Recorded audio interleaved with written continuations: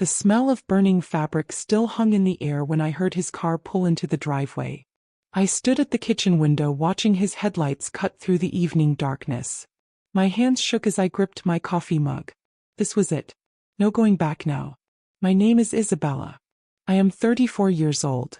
And today I finally did what I should have done 3 years ago. The car door slammed. I heard his footsteps on the walkway. Then silence. He must have seen the smoke rising from our front lawn. Must have seen the pile of ash where his favorite recliner used to be. Where his golf clubs used to be. Where everything that mattered to him used to be. The key rattled in the lock. Once.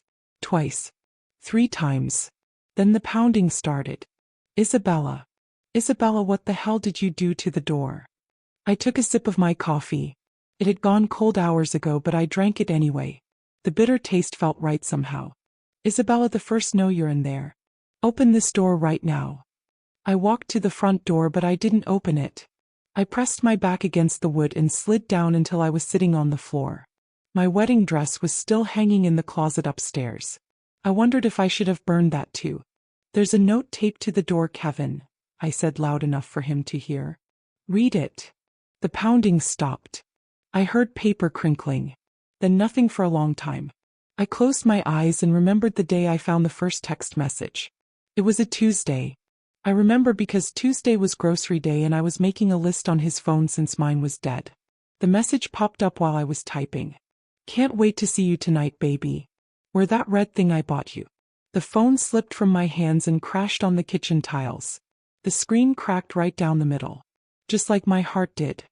Isabella, please. His voice was different now. Quieter. Please just talk to me. I laughed, but it came out more like a sob. Talk to him.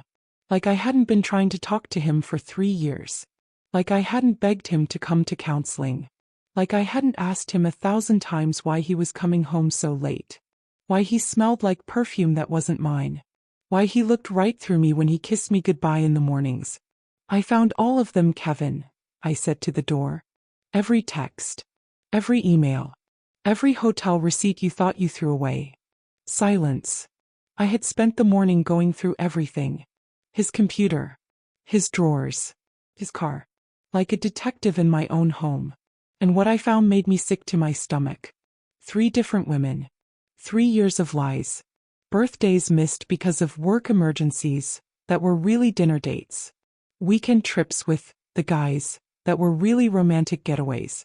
Our anniversary last year when he said he had food poisoning but was really in a hotel room with someone named Michelle. Michelle with the long blonde hair who worked at his office. Michelle who got to wear the jewelry he stopped buying me. Michelle who got to hear him say he loved her while I got silence and excuses and the smell of someone else's shampoo on his shirts. It wasn't what you think, he said through the door. I stood up fast. Anger hit me like a wave. Hot and fierce and 3 years overdue. It wasn't what I think? I shouted. What do I think, Kevin? Tell me what I think. No answer. I think you're a liar. I think you're a coward. I think you stopped loving me years ago but were too selfish to let me go. I was crying now.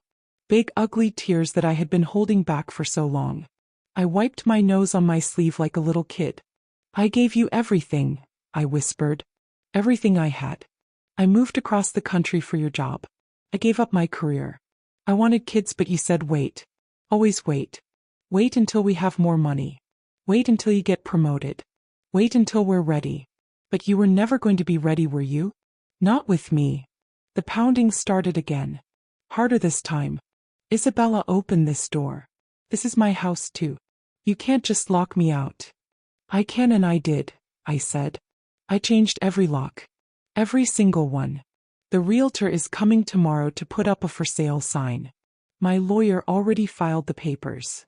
You can't sell the house without me. I smiled for the first time in months. Actually, I can. Remember when you had me sign all those papers last year? The ones you said were for taxes? Turns out they put the house in my name only. You were trying to hide assets from me if we ever got divorced. Guess that backfired. The pounding stopped. I heard him kick something.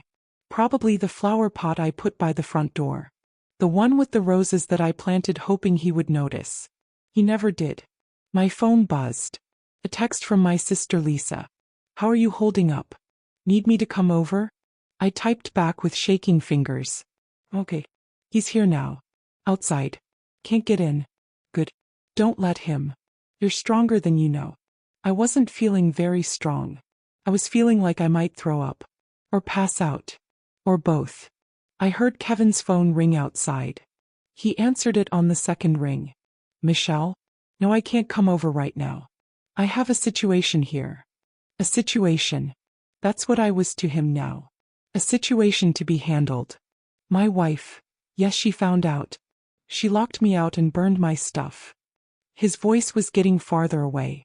He was walking toward his car. I don't know what I'm going to do. Can I stay with you tonight? My wife. Not Isabella. Not the woman he promised to love forever. Just my wife. Like I was a stranger. I heard his car start. The headlights swept across the living room wall through the window. Then he was gone. I sat in the dark for a long time after that. The house felt different. Bigger somehow. Like it was breathing again after holding its breath for years. I thought about the day we bought this house. How excited we were. How we stood in the empty living room and planned where everything would go. The couch by the window. The TV on the far wall. The Christmas tree in the corner where we would put presents for our kids someday. Those kids that never came. Those plans that never happened. That life that slipped away one lie at a time. My phone rang. Unknown number. Hello. Is this Isabella Mitchell? Yes. This is Detective Rodriguez with the county police. We have a Kevin Mitchell here who says you've illegally locked him out of his residence and destroyed his property. He wants to file charges. I took a deep breath. Officer, the house is in my name only. I have the deed right here. And I have evidence that my husband has been having multiple affairs. I burned his belongings on my own property, which is my legal right. Silence on the other end. Ma'am, if you could come down to the station tomorrow, we can sort this all out. I'll be there. I hung up and immediately called my lawyer. Janet picked up on the first ring even though it was almost 10 o'clock. Isabella? How did it go? He called the police. Says I illegally locked him out. Good thing we prepared for that. I'll meet you at the station tomorrow morning. Don't worry. We have everything we need. After I hung up, I walked upstairs to our bedroom. His side of the closet was empty now. Just bare hangers swaying slightly in the air conditioning. I had packed his clothes in garbage bags that morning. Every shirt that smelled like someone else. Every tie I bought him for Christmas that he never wore. Every pair of shoes that walked him to someone else's bed. I looked at myself in the mirror. Really looked. When did I get so thin? When did these lines appear around my eyes? When did I start looking like someone who had given up? But I hadn't given up. Not today. Today I fought back. I changed into my pajamas and brushed my teeth. Normal things that felt strange somehow. Like I was playing the part of someone living a normal life. I climbed into bed and pulled the covers up to my chin.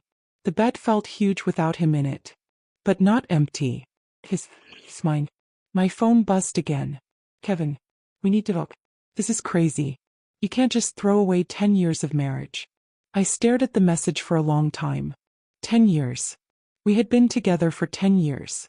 Married for 7. And for 3 of those years he had been cheating on me.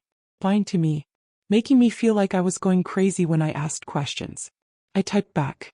You threw it away. Not me. Don't contact me again except through lawyers.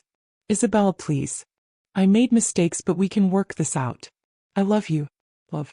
He said he loved me. While he was planning to spend the night with another woman. While my belongings were still smoldering on the front lawn. If you loved me, you wouldn't have slept with 3 different women for 3 years.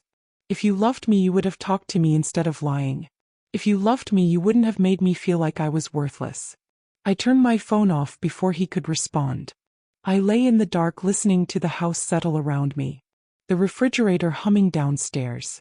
The old floorboards creaking. The sound of my own breathing.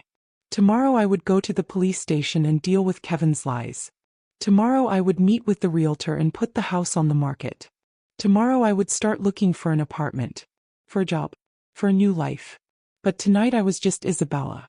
34 years old. Alone in a house that finally felt like home. Thought about calling my mom. She lived in Florida now with her new husband. She had been divorced twice herself. He would understand. But it was late and I was tired, and some things you had to feel by yourself first before you could share them. Thought about calling my friend Amy. She had been telling me for 2 years that Kevin was no good. That I deserved better. That I should leave him. I had gotten mad at her for saying those things. I had stopped calling her as much. I had chosen my lying husband over my honest friend. I would call Amy tomorrow and apologize. I would call all the friends I had pushed away because they could see what I couldn't. Or wouldn't. The truth was, I had known for a long time. Deep down where I kept the thoughts I didn't want to think. I had known he was cheating. I had known he didn't love me anymore. Maybe he never really had. But knowing and doing something about it were different things. It took finding those receipts to finally push me over the edge. Hotel receipts from days when he said he was working late. Dinner receipts for 2 people when he said he was eating alone. Jewelry receipts for things I never received. The jewelry hurt the most. Because it meant he was still romantic. Still thoughtful. Still the man I fell in love with.